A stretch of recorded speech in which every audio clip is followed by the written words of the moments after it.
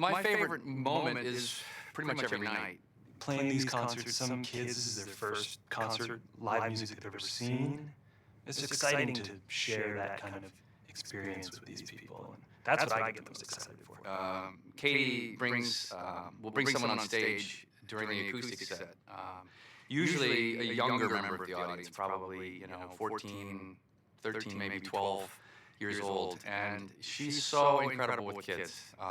She's just amazing. There's a real magic that happens there, and it's a very fun part of the night. It's unscripted. It just shows who she really is, and I just always have a good laugh, and it makes me smile. I really like the traveling part and going to a different city. So every new place is kind of a favorite moment for me. The tour itself and just the people has been my biggest reward, and it's something that I will never forget for sure. Well, there's a small group of us that bike ride. Jay, Alan, Kim, myself, and every night after work we ride back to the hotel. Sometimes it's 10 minutes, sometimes an hour and a half. We always get lost, we get wet, and it's a good time. Well, we were backstage Saturday right before the show, and Katy actually made eye contact with me, and it was really big. Then she told me to get out of her way. Probably getting called into Katy's dressing room, and being told how much she likes working with me. Felt bad that I was standing in the way, but it never happened again. One? Oh, do I have to pick one? My favorite moment of the tour was in production rehearsal. When you see the stage for the first time, it's magical. The very first night of the tour, which is always really exciting, because after all the rehearsing for weeks and weeks, we get to see the finished product. Everything that goes into putting a show together, you finally just get to leave it all behind you and perform. I think that's one of the best feelings in the world. Getting to perform on a gigantic stage in front of thousands of people is the number one best part of this whole thing. Everything else comes, it's like the cherry on top of the icing. My favorite moment would be the callback for the actual job. My favorite moment of the tour was singing the Nutcracker at the Sydney Opera House. So when we were in Mexico, it's something about going to Spanish countries, Latin countries. They just have so much energy and passion about life. This is a big deal for everybody, and that's coming to the show, and to respect that and put on a great show for them. So stuff like that, I enjoy all the Midwest shows, but I especially enjoyed Fargo. And they're just so happy about the show, about what the music does for them, about the performances, and as an artist, to know that someone likes what you do, is happy with what you do, takes any kind of interest or love towards what you do, is the best. My second greatest moment was probably like 2 weeks ago when it was my birthday. And they got a fabulous cake for me, and the whole crew and everybody, and Katy sang happy birthday to me. I'm Australian, so being here in Australia and having my family come to the show and to be a part of the life that I live is a pretty special moment for me. Started playing cornhole, which is some kind of like Midwest game where you throw the beanbags, and I don't know, just having a lot of fun because I play with like the crew guys and the trainer, so it's just like good camaraderie that we do like before every show we play outside, so it's my favorite. It's weird but true. We just had like the best American summer you could have. We played wiffle ball, we went to Schlitterbahn's, this crazy water park, we went roller skating for her birthday. At the end of their time, we played a Dolly Parton song on the B stage all together. It was amazing. We went to this crazy comedy castle club thing at Harvard. It's like a secret society, and they inducted Katy as an honorary member, and it was the craziest, most amazing thing I've ever seen. I was on my way to the rehearsal studio and kind of had a crash and fell off my bike, and the only place I could think of was to just make my way to the studio. And when I got in, everybody was kind of like, "Hey, but what's going on with you?" And it was actually probably one of like the best moments to really realize like the kind of family that I have on tour, because immediately I was embraced by hugs. Everybody was happy that I was okay. Sherry helped me clean up my road rash wounds, and we finished the day. But it was probably the moment that I realized that I was really happy to be on the tour, and I could spend the next year and a half with this group of people. Just all of it. Just all of it. is awesome. The most challenging part was the start. It's always challenging to tour in the UK, and the weather was horrible, and the food horrible. When we went and started in Belfast and went into England right after that, and Nottingham, which normally if you go into a building with like 10 trucks, the place is full. We went in with like 30-something trucks. Trying to get everything in the buildings. In Europe or England, it was very rough. We worked 22 hours a day, had hours sleep a night for 30 days in a row. 23-hour days, so there's some days you only sleep for 15 minutes. Back to back to back, and no sleep for like a month. Probably the most challenging time ever of my whole career, and everybody else on this tour too. Well, rehearsals. Rehearsals is always a very challenging thing. During rehearsals, when stuff coming in, oh, here's 10 costumes that want bling, here's the Valentino dress, it wants bling, oh, and there's the double, and how about a guitar, and then how about a couple mics, and yeah, let's get it all done right away.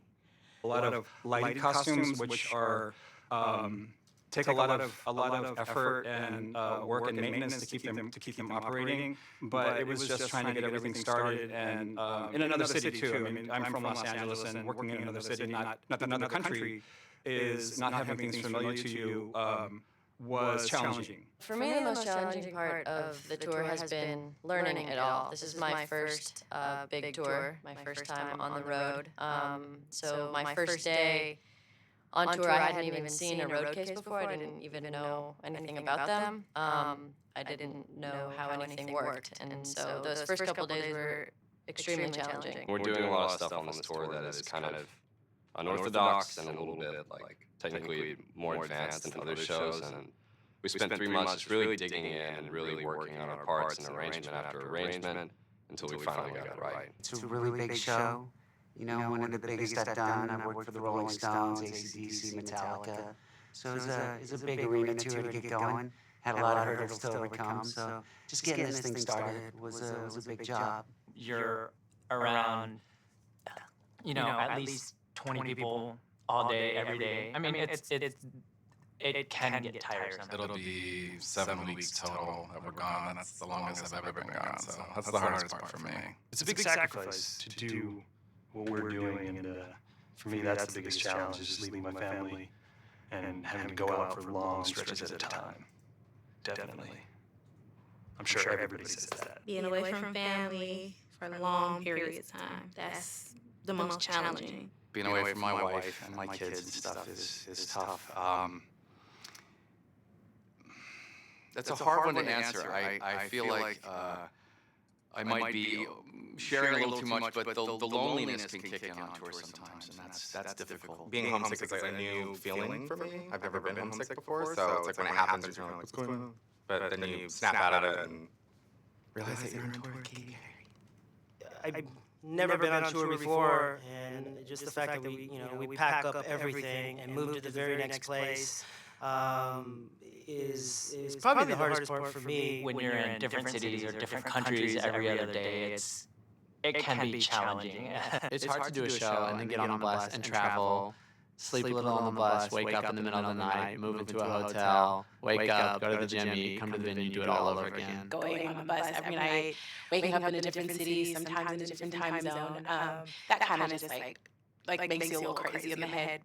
The most challenging part is I play guitar, and there's a moment where I fly in the air on a harness, and I wear this thing that's attached to my gentleman's equipment, and they lift me in the air, and I have to play. That's absolutely the most challenging part. The most challenging part of this tour is trying not to sweat on Katy too much during our aerial number.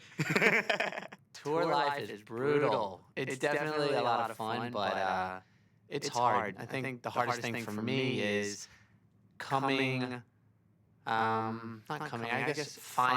your source of passion every single show. I think that's the hardest part of tour, is just to try and make every show like it's the first. I think the moment that will stay with me forever is a story that everyone knows well on tour. I was here last tour. We were in Melbourne, and I got sick with bacterial meningitis. and went down really fast, had to be hospitalized, and it was a scary moment for everybody on the tour and for myself, and it's kind of one of those moments where you get to reflect on life, and the tour had to go on, and I was in the hospital, and I missed some shows, but everyone was so loving and so supportive, and it was such an incredible experience in hindsight because you really got to realize what a great family we have here, and how special everyone is and how well they treat each other. And I think that's something that I'll remember for forever. By far, this is a very easy question, is Australia, absolutely, and with no doubt. I've been here many times before, and I can't exactly pinpoint what it is. It's just the people in general seem to be so friendly and accepting. There doesn't seem to be as much judgment as like there might be in the United States. Maybe the filming of the last movie, we had camera guys out with us the whole time, and the compilation there at the end in LA is a big show. So that was probably the most memorable show I've done with her. It was just a crowd of people just in front of us, like way out, like so far back to the end of the street. And it was my first job with Katy and one of my first big jobs in LA. And for me, that was just, such a highlight of the beginning of my career. I've been lucky enough to play with Katy for so long, and we've done every TV show you can imagine and played all these amazing festivals. And it's always exciting to play, in Liverpool while you're playing, while Paul McCartney's walking on stage. And, stuff like that, and being on Letterman and Leno and Saturday Night Live. Those are all shows I grew up watching and seeing my favorite musicians play, and it's been really exciting to, share that and be able to do that on these tours. Last year we did a New Year's Eve show in Vegas, and I remember we went to an after party afterwards, and she basically pulled Casey, the other guitar player, and I aside, and told us of her idea of us flying and shooting fire during Kiss the Girl. Casey and I laughed and thought it would just be like a joke, and it was like, just something she said in the moment. We come to find out 4 months later during production rehearsals that it was actually happening.